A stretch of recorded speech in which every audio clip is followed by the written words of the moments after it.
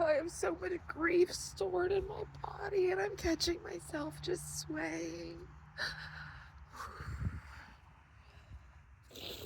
So much grief.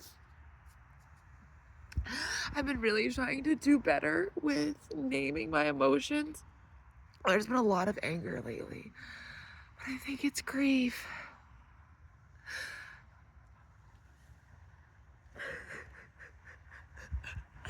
I have lost so much in this earthly life. Mentally, physically, emotionally, people. Right now, I'm really missing my fur baby. I just got our little confirmation.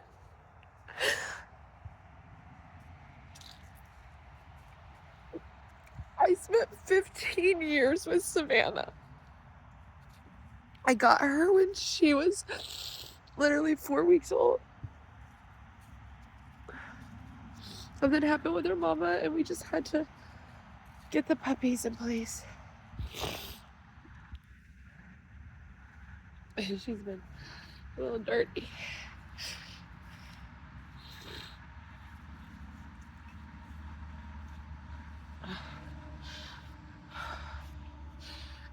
And I've got a mama who's about to have a baby.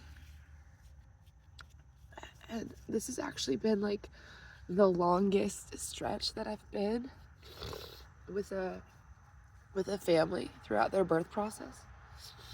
And it's really exciting. But I think the reason why I'm able to cherish life the way I am is because I have so much grief experience that I'm craving the complete opposite, which is birth.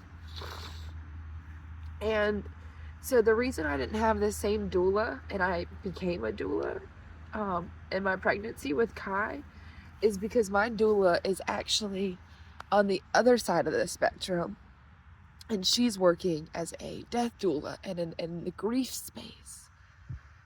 And I understand how temporary life is because I've literally buried my entire bloodline. And it's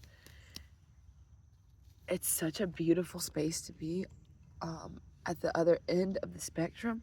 But I think the goal in life is having balance and one foot in each world, and that is the present moment. And I've witnessed death so much, and I've witnessed life, and I've given life. Oh my God, I've given life. Y'all, shit is wild. Life is wild. We are primal.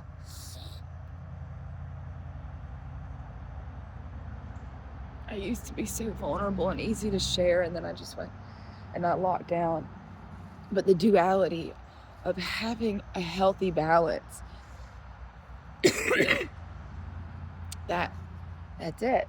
So going back to basics, we're so overwhelmed with AI and all of this novelty, which is great. And it's wonderful for teachers and people who are curious, and the libraries are full and books and resources, and you're just given all of this information, blah, blah, blah, blah, blah, blah, and it's at the tip of your fingers. So even if you don't know it, you can have it within a second. So I really feel this draw back to the nostalgia of the 90s per se, that's trending right now. But the analog where you get to use your creative brain much. People always think I'm crazy because I have a pen and paper on me at all times. I'm always just writing down my notes because there is something about me writing it that I remember it and I retain it better. And then I would test that theory in food and beverage when I bartended and when I waited tables. And that played with my memory a lot and in a cognitive way. And it was so beneficial, which is why my kids will work in a restaurant where you don't have to pull out. I bartended and we had flashcards, index cards, and the Rolodex where we were putting your credit card. What? We weren't sliding your credit card.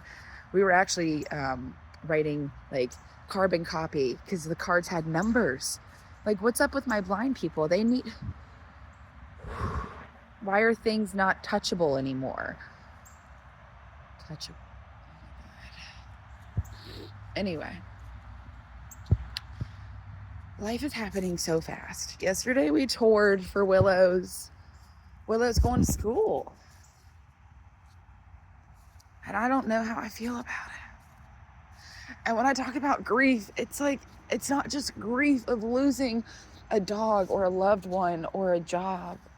It's like an identity, but you're still the same person, but you're just a different version of the person. Like, it's a new level. And I can't explain it, guys, but motherhood has just put me in a different space. And I remember going to the bar or working, or I was somewhere in a celebratory manner. And she was like, I really don't hope we lose you to the motherhood. I didn't understand it then. And I was like, of course not. I'm a social butterfly. Like, are you kidding? But I was already really protective of my own peace and privacy because of my family situation and boundaries issues. And so when I became a mom, they got fierce because boundaries got tested, and I had to show, like, my mama bear, I'm an adult and you're gonna respect me, especially with my mom, boundaries. And so privacy was already something I was, like, extremely locked in on. And now with AI and these flock cameras, like, it's giving me icky Stephanie feelings, where, like, when she would read my diary or go through my underwear drawer and cut up my underwear, take the door off of my wall, like, when she would invade my privacy on such a level that, like, I would go into my closet and hide, which is why my closet is like my safe space. And it has so many clothes that are different versions of me that I hold on to. Like, I'll be skinny one day, or I'll go to an event or a ball one day. Like, why the fuck do you have a glitter? Anyway, where am I wearing sequins? This is what I wear daily. No bra, leggings, something cozy, barefoot. Why do I have so many shoes? I'm always barefoot, or I wear like 2 shoes. Yeah, one on each foot.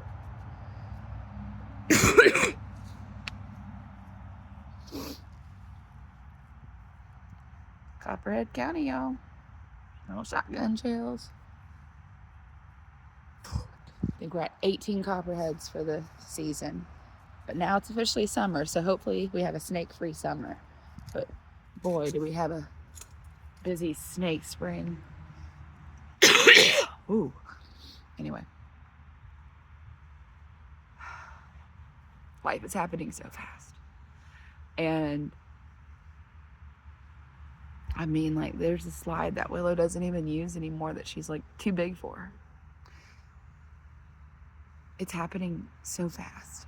And decisions and what today's world is, and how we raise these children, and our purpose with these children, and their sense of direction.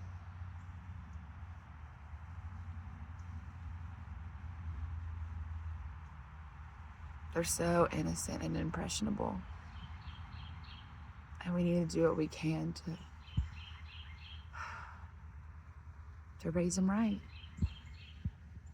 to help them make smart decisions.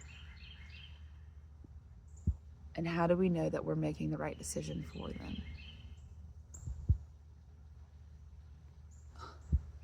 Like, how? I don't think we do. I think we just trust and pray for the best. God, there's a big fear of the unknown right now, but I pray everything is working for us and not against us. Have a great day. Thanks for my 10-minute yap.